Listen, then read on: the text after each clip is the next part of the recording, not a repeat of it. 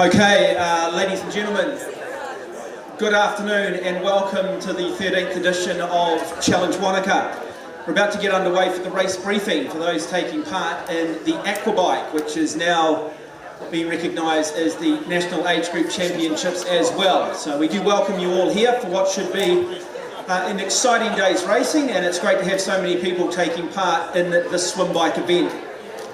My name's Mark Watson, I'm your MC for the weekend, and also along with Tony Dodds will be the course commentator. We look forward to welcoming everybody home.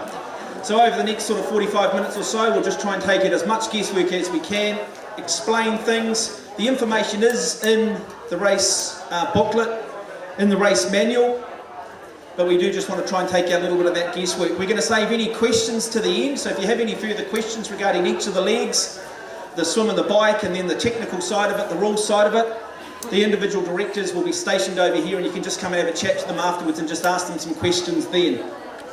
So first up, we'll welcome Bill Roxburgh, the event director, up onto the stage. Bill.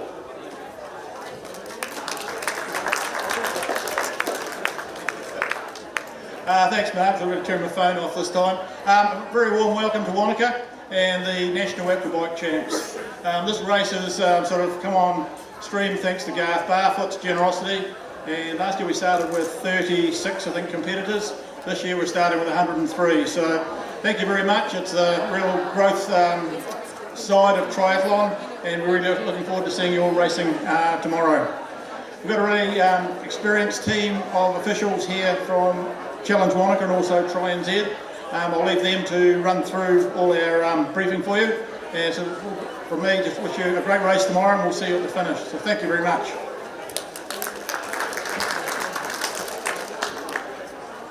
Yeah, look, Sally Hayes is supposed to just run through basically the race overview, the contingency and anti-doping, but she's just out taking everybody through a bit of a walkthrough for those doing the full distance. So I'll just run through that for you. So the athlete race manual, as I mentioned, has all the information needed for the race. Now the league directors, they will highlight some important points and hazards. That's not too far away. Your bike and helmet both need to be checked by racer's edge before coming into transition. Please rack bikes by the handlebars overnight, odd race numbers to the mountains, even race numbers to the marquee. Should the wind come up, if there are any ladies' bikes that are too small to rack by the seat, we will lie them down. Transition opens at 3 p.m. All bikes should be racked by 6:30 p.m. tonight, without exception. There is no bike racking tomorrow morning. All T1 and recovery bags can either be dropped off before 6:30 p.m. tonight or before 6:30 a.m. tomorrow morning. No bags will be accepted after this time. Your finishers t-shirts will be put into your recovery bag, so make sure you drop it off before the start of the race. Don't overinflate your tyres tonight. We will try to ring you if we hear your tyre blow out after racking. Please check how you will leave and re-enter transition. There is a map of the layout on the notice board, and transition will be marshalled. Volunteers will be around transition when you rack your bike to answer any questions. There is no body numbering. Before lining up on the start line, it is compulsory to cross the timing mat as you enter the start line holding zone. So the timing mat that you have to go over, okay, for those doing this, doing the swim, it's not the exit shootout, it's to the right of that. You just have to go over it. You can then go and warm up. You don't have to sort of get back out and come back over it just before you start. You just need to go over it just so we know you're there, we can check you off, and we know who exactly is in the race. Yeah, so you do have to cross the timing mat as you enter the start line. Failure to do so will result in disqualification, and you will not be registered in the timing system. This mat will be clearly marked. At the completion of the swim, you will need to pick up your red bike bag after going over the footbridge. The red bags will be laid out for you to select your number. Please make sure you get your red bag and not other athletes. If you are having difficulty, please ask a marshal to assist. Swimmers can only peel their wetsuit down to their waist. Before entering the changing tent, athletes must leave their red bike bags, which now contain your wetsuit, other swim gear, at the exit of the change tent. You must pack your wetsuit into the red bag before leaving the tent. There will not be people there cleaning up after you.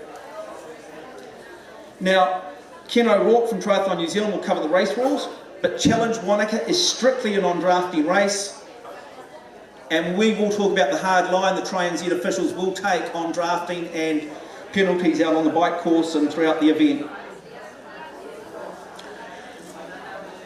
When finishing, you will receive your race medal. Challenge is a family-friendly event, and we know how important it is to share your success with your family at the finish line. With the new finisher crossing the line every 15 seconds, we ask you take any photos quickly, and then we'll have to hurry the individuals and team runners through to the recovery tent. Your friends and family can now follow your progress around the course with live updates wherever they are in the world. Your supporters will need to go to the App Store and download the free Challenge Wanaka app to get these updates. Now, a contingency if the weather does turn to crap. If the course has to be changed because of weather conditions, there will be an announcement at 6 a.m. tomorrow morning. We'll touch on what we expect the weather to be very shortly. We do have an alternative swim course on the marina side of the lake. Anti-doping. Challenge Family operates a zero tolerance policy to performance enhancing drugs. No athlete may use any substances or procedures with the intention to improve performance, eliminate fatigue, or any other purpose. Violation of this rule will result in instant disqualifications. Challenge Wanaka is working with Drug Free Sport New Zealand to ensure this policy is upheld, and to maintain the integrity of the sport, random drug tests will be made at the end of the race. If you are requested to undergo one of these tests, your participation in the race is your agreement to do so. I will now bring up our swim course director to take you through the swim, any potential hazards and a few rules and regulations in and around it, Mr. Chris Thornton.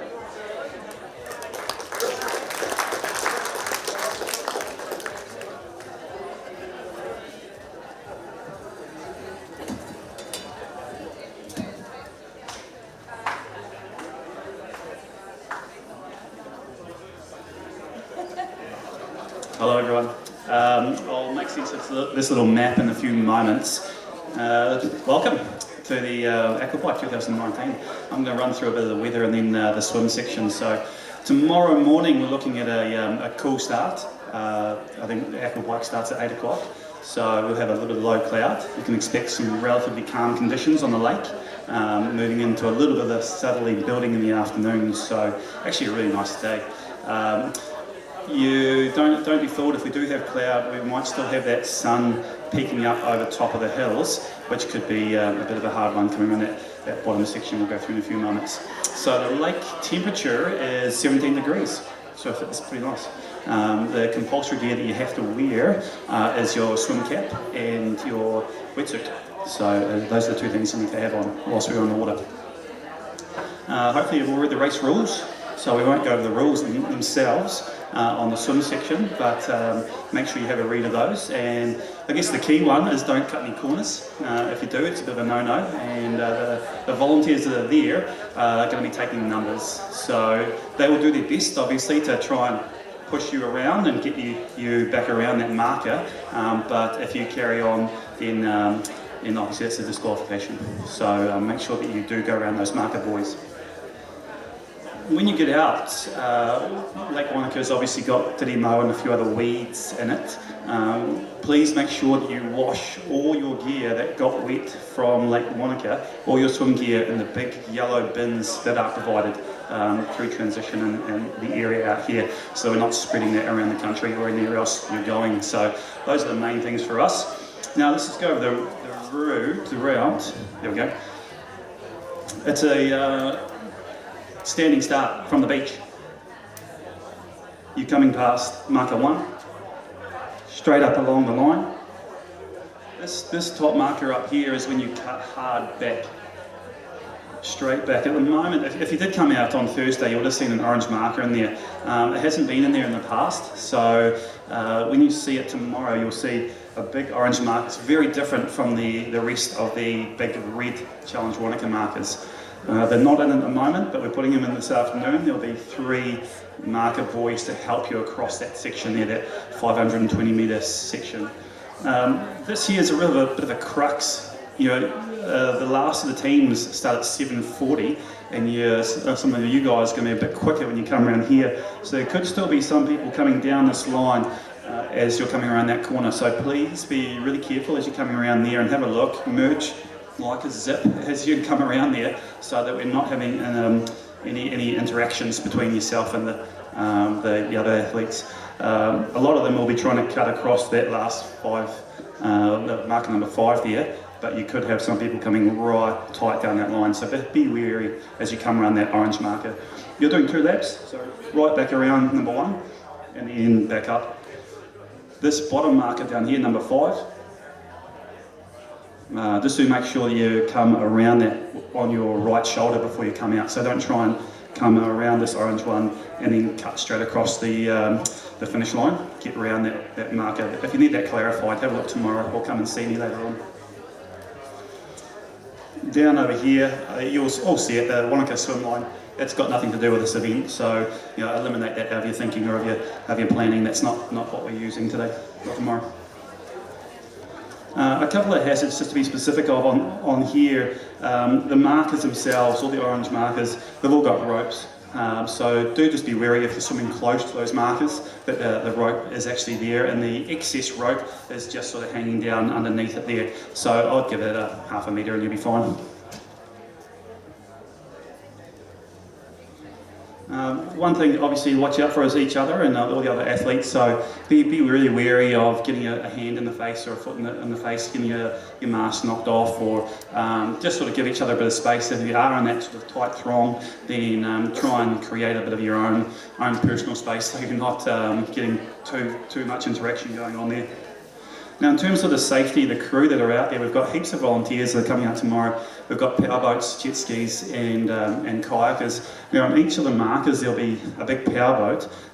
Between those, all these markers, and in the centre here, there'll be some jet skis floating back and forth. They've all been asked, because it's such a calm day tomorrow, to stay away a little bit. That's trying to eliminate the fumes and any issues that you've got around the wake and the fumes. Now, if they do come in for some reason, that might be to help somebody else out, and we'll be keeping an eye on the volunteers on the powered craft to make sure they do give you a bit of space there as well. The kayakers will be different. They'll be nice and tight, and if one of the kayakers does come over and ask you if you're okay, they'll genuinely be concerned, so just give them a bit of a nod, a bit of a wave, and they're doing their best to try and help you guys out, so hopefully that works out. Now, you're welcome to grab onto a vessel. You can actually grab onto a boat or a kayak or a jet ski to take a break or to do whatever you need to do to be able to get yourself sorted to carry on, but you can't go forwards, you can't climb on that vessel, so they're there to help you out, so use them if you need them, but don't try and do anything more than hanging on to them. If you do get taken out of the race, you choose to come out of the race yourself, or one of the medical or the officials on the water takes you out, please give us your name, full name and your number, or if it's a medical condition, the medical team won't be doing it lightly, so just respect the decision that they've made if they do have to pull you out for whatever reason that is there. Hope that makes sense. When you're going in the water, the way that we track you is obviously you going over that marker line and over your transponder. So do make sure when you're doing your training or whatever else you're doing that you do go over that the timing mat, and you do go on the way back out as well, just so that we know who's on the water and who's off the water is a good way for us.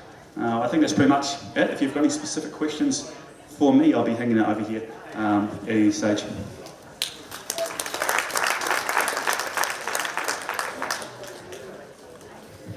Yeah, just a couple of basic rules. Just seed yourself correctly. If you're not still that confident, as I say, you'll hear me say it over the weekend, you don't want to confuse ability with ambition out there. It can be gladiatorial at times. I don't think anybody deliberately tries to, put you to the bottom of the lake, but it can feel like that at times. So just start off the back a little bit. Equally too, just coming in to exit the swim, particularly slightly older people, I guess. I've just seen it happen a little bit in some open water swims. Bring your kick into play a little bit towards the finish, so you just get the blood going into the lower extremities, and when you do stand up, just stand up slowly, because all the blood can often be in the upper body, and you can sort of get to your feet and feel a little bit faint, and we've had a few people sort of, have a few heart issues in different swims over the years. So just a couple of little things there if you do have any sort of concerns at all. Right, let's talk about the bike course. Yes, the bike course. We love the bike, don't we, Mel? Come on up. This is Mel's favourite toy. It's a mat. I'm not weak, this is heavy.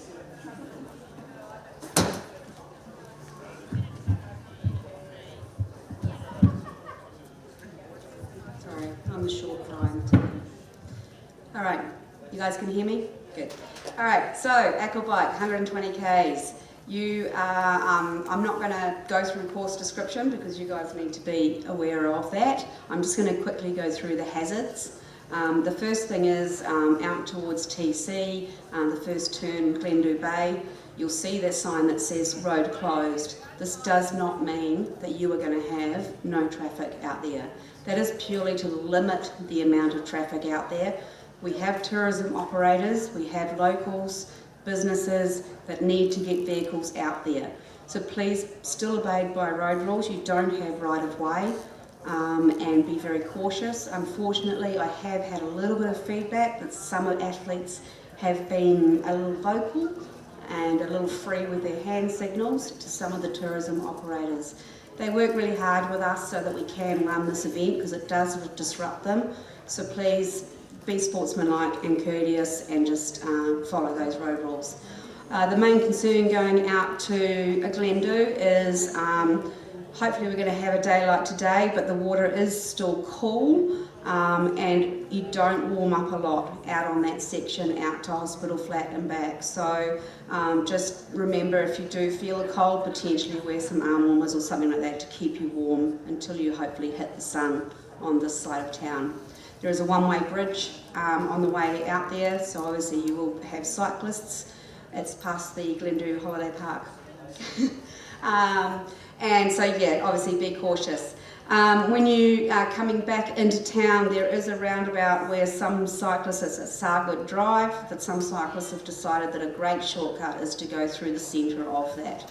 Please don't, keep left on the road. Once you come through town, at the top end of Ardmore Street here, you will be directed to the centre of the roundabout at Lakeside. And from there you will follow a coned lane and you will ride up the centre median strip of Ardmore Street. Okay, and you will ride up that centre median strip until the Caltex petrol station, where you will then be directed back to the left. And then the next main point to remember after that is where what we call Albert Town Bridge.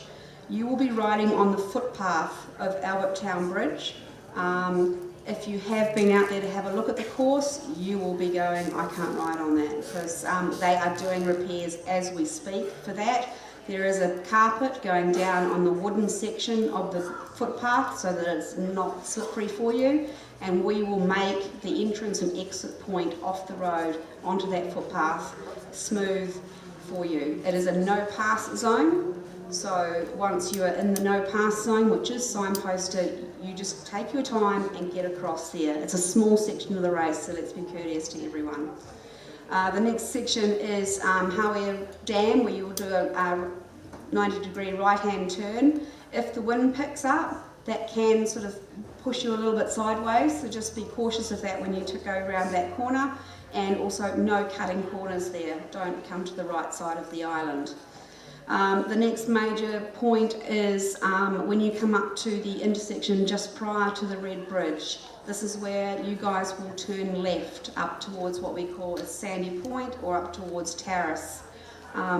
There is two signs that say Aquabike left, and there is two signs that say challenge half straight ahead. So just be aware, don't just follow who is in front of you and go, oh, I'm across the bridge, because you've just missed out 30 Ks of your bike course. There is a timing map out at the U-turn.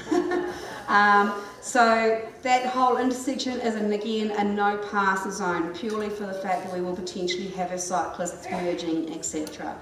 When you come across down to the Red Bridge, That mat that I carried up onto the stage is going to be laid across the red bridge.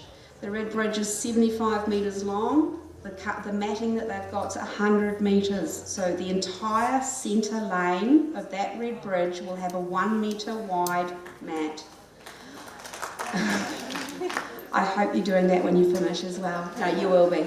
And I also will remind you, again, obeying road rules, it's 30 kilometres an hour across the red bridge, and you should be obeying road rules, so I'll just leave that one with you. No passing, go down that centre line. As soon as you're off the bridge, I've obviously removed the no passing, and away you go. Your next key section is what we locally refer to as Wastebusters Corner, which is the first intersection as you've turned off onto Riverbank Road. This is a crossroads intersection. There are some old Jalabar speed humps there that are still, the surface is very rough. It's a very busy traffic-wise intersection, and the surface right at the very stop sign is also very uneven. So purely for that intersection again is a no pass zone. Again, a small section and for your safety. I will reiterate that we have marshals and traffic controllers out on course, and we do endeavour to allow you to have a free flow on that course, but be aware, just watch for cars around you at all times. And then you guys also get to ride down the steepest street of Wanaka, down it, on a nice smooth surface, 2 left-hand 90-degree turns. It's pretty good. And again, there will be vehicles on this road, so again, be careful. We always say no crossing the centre white line. There is no white centre line down Stone and Meadowstone Street. That does not give you the right to say I can go anywhere. Again, I can't stress it enough, road rules and keep left. At the bottom of Meadowstone before you turn onto Ardmore is 2 cobblestone speed humps. The second of those is quite pinchy, quite up and down. So just take care there, and you will also be doing a 90-degree right-hand turn to head back into transition after that speed hump. There's bike mechanics out on course. Obviously they can't be with everyone at all times, but they will be roaming. If they do need to give you any equipment and help you out, they will be taking your race number, and you need to fix them up for their help the following day or Saturday afternoon. So those are the main hazards out on the course. Know the course, just don't forget your little extra 30 Ks. That's your bonus for not having to run, and have a great day out there.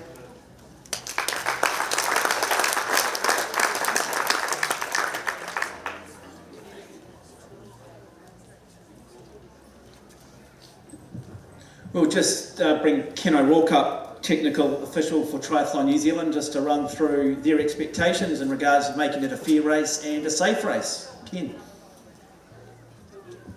Thanks, Mark. Welcome everybody. For those of you who hadn't been to Paradise before, we hope you're going to have a wonderful time. So this event is a New Zealand Championship event, so it's pretty special for you guys, because someone out there is going to end up as a New Zealand champion, which is pretty damn good, I reckon.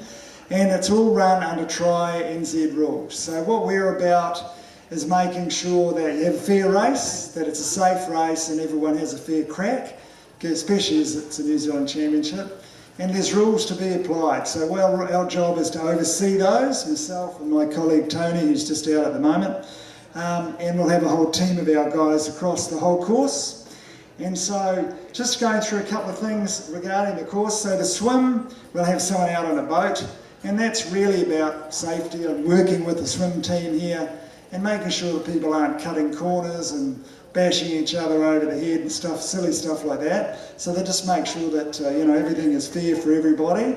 When you come back to transition, you've heard about the red bags, etc.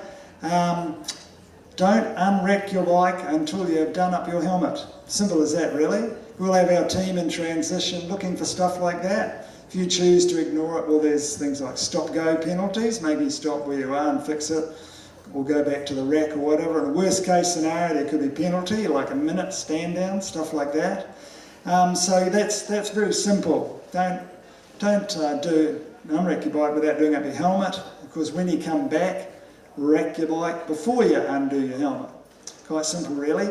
and the mount line and the dismount line. I'm sure a lot of you know all about that. So there's a line on the road you'll run your bike out to, no riding in transition. You'll run out to that line and there'll be a couple of people there with red flags saying, please come over the line, get over the line before you get on your bike. So they'll be telling you all that sort of stuff. When you come back off the bike, you get off before the line and then run your bike in. Again, we'll have a couple of people on the line telling you those stuff and making sure that happens. If you choose to ignore that, you could incur a penalty. Again, if you do it on the way up, well, you'll get a penalty when you get back to transition, and vice versa. If you're back and we found you haven't done it right, you could get penalised. You don't want to do that. You've done a lot of training for this stuff. You don't want to be held up on the day. So in simple terms, that's what the rules are for, to make sure it's all fair for everybody. Out on the bike, no drafting, as Mark might have mentioned. Absolutely no drafting is allowed in this race. Okay, 10 metres has got to be between the cyclists, so that's from the back of the wheel of one to the front of the wheel of the other. It's got to be a 10 metre gap. We do get a bit lenient on tight corners, so that's a bit different because you're naturally going to regroup and bunch up on tight corners. Aid stations, you might slow down to get a drink and stuff like that, or going up hills. But you know, it's all about intent going up hills, so if we see that someone's intently trying to suck on someone's wheel up a hill, well hey, that's considered drafting. But if it's naturally people bunch up because we've got different levels of ability on a hill, well yeah, okay, we take that into account. But we'll have some people out there on motorbikes just working with you guys, keeping an eye on them, but there could be a penalty if you're caught drafting. And what happens with that is someone will blow a whistle and they'll hold up a blue card that looks like that. And that means you've been caught for drafting. You must stop on the side of the road and get off your bike, stand behind your bike. Then the 3-minute penalty time starts. So it's 3 minutes for drafting. Starts when you're off your bike. No point arguing, waving your arms around, jumping up and down, because unfortunately the time won't start until you're standing next to your bike.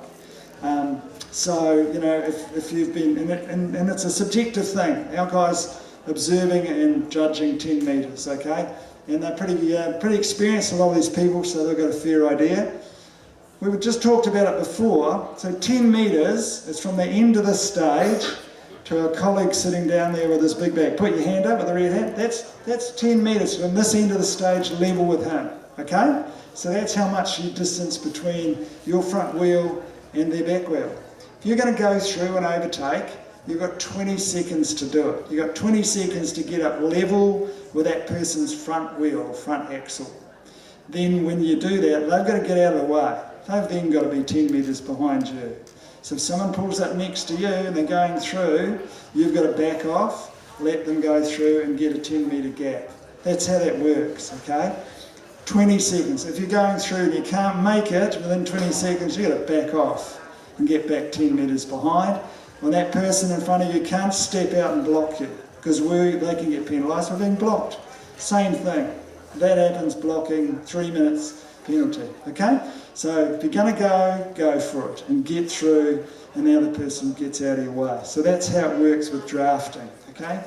And as I say, we'll have motorbikes out there working with you and your guys to make sure that all those stuff works out as it should do. A few other little bits and pieces. If there's other reasons you might get penalised, so if, for heaven forbid, they consider that you've conducted yourself in an unsportsmanlike way, worst case scenario, you could get disqualified. Other than that, a yellow card might get held up. So if you get a blue card, hey, that's drafting penalty. Yellow cards for anything else. If someone will blow the whistle at you, hold up the yellow card, there's a penalty has occurred, and I'll tell you what it's all about. And I'll tell you what the penalty is. If it's in transition or something like that, it could be 1 minute. Total worst case scenario, you get disqualified. Someone holds up a red, blows a whistle, holds that up, sorry, you've been disqualified. It might be that you've crossed the centre line on the bike. So that's an absolute no-no. It's obviously a safety issue. And as Mel said, keep left, keep left. But if you've seen, unfortunately that happens, you might get a whistle on one of those. That means you've been disqualified. You can carry on the race, but when you get to the end, there'll be a penalty board at the finish line, and it'll have your number on it. and that means that confirms you've been disqualified. You won't feature in the results. If you thought, oh, this is unjust, I'm going to protest, you're entitled to. You have to notify us within 15 minutes of finishing that you're going to protest, and then you've got another 15 minutes to do it. It's a little form you've got to fill in, you've got to pay $50. If your protest is upheld, we go, right, fair enough, we'll let you off, you get your $50 back. If you're found guilty, unfortunately you don't get a refund. If you decided that, oh, I'm going to appeal this is still not right, there's a competition jury. So there's 3 people, myself, the race director and a Tri-NZ board member, who will convene the competition jury. You'll have to pay another $50 to go to the jury if you feel that strongly about it. Again, if you're successful, you get a refund. If you're not, unfortunately you don't. Some things you might get disqualified for. Nudity in the transition area. Absolutely not allowed. That's why the change tents are there. Some people might say that's a shame, but that's what the change tents are for. No nudity in the transition, that's a disqualifiable offence. No urinating on the course, anything horrible like that you get disqualified for. No abuse of officials. Unfortunately, you might feel unjust, but in the heat of the moment, you might decide to abuse someone. Well, that's not allowed. We don't like that. We're all volunteers here, so you could be disqualified for that. And Mel said no discarding any rubbish on the course, only round aid stations. There's drop zones in the aid stations where to drop some rubbish. Only place you can do it. If you discard something or whatever, the minimum is someone will tell you to stop and pick it up. Worst case scenario, you could get a penalty for that. So it's all about making it simple and fair and tidy and everything for everybody. Now, moving on to the run. As Dwayne, our run manager, mentioned, oh, there's no run here. The run course, all 50 metres to the line. Sorry, this is the 3rd time and it's become a bit rote. So yeah, obviously off the bike, you can unrack your bike, free under your helmet and take off to the finish line. So I hope you have a fantastic race and good luck to all of you. And this is a New Zealand Championship. That's pretty special. Not many people get to run in a New Zealand Championship or compete in anything, but you guys do. So have a fantastic race. We'll be here if you need any other queries. Thank you. Following this briefing, there will be a walk-through transition with Sally. And Sally, we're just going to get her to come up now and just go through just some other aid stations, special needs, transition, race numbers, gear collection, and the race manual. Thanks, Mark. So quickly, aid stations, our nutrition sponsor this year is Pure. If you're not familiar with them, they are holding a seminar right here at 3 o'clock this afternoon that you're more than welcome to attend. Out on the course, we've got Pure gels, and there's been a change to the bars that are out on the course. We've now got M's Power Bars, 4 different flavours. I can't tell you what flavour is going to be at what aid station, but if you've got dietary requirements, I've got samples up here for you to look at to see if there's any ingredients in there that don't agree with you. There's 4 aid stations out on the bike course. All the aid station locations and what's at them and the layout of them is all available in your athlete manual. There's no special needs station. It's probably already been said, but I'll reiterate it. Competitors are not to drop any rubbish or drink bottles outside of the immediate area of the aid station, please. If you're seen littering, this will result in instant disqualification. There's no outside assistance on the course. We have over 600 amazing volunteers out there to make sure you get from start to finish safely, so please be courteous to them. Your race numbers are to be worn correctly and not altered, please. Numbers need to be clearly visible at all times from the rear on the bike course, and full information is in your athlete race manual on where all your race numbers need to go. Gear collection after you're finished tomorrow, so transition area for you guys will reopen at 3 p.m. Only you, the athlete, can enter the transition area and remove your bike and your bags. With your wetsuits, there's an algae/aquatic piece wash for you to make sure you dunk your wetsuit in there before you leave transition tomorrow, please. Prize giving is at the finish area from 3:30 tomorrow afternoon, and there's a wrap party from 7 o'clock onwards tomorrow night. If you've got any questions for any of us, we'll be floating around here for the next wee while. Otherwise, have an awesome race tomorrow, and we look forward to seeing you at the finish line. There will be a walkthrough shortly through transition. Just one little reminder too from the technical guys, just when you do rack your bike, just bring your helmets down too. They just want to check to make sure the straps and stuff are fitting and you can't just pull them over. Just want to make sure, so they just want to do a helmet check as well. But other than that, we look forward to bringing everybody home tomorrow. Enjoy the rest of the afternoon in Wanaka and yeah, get some sleep.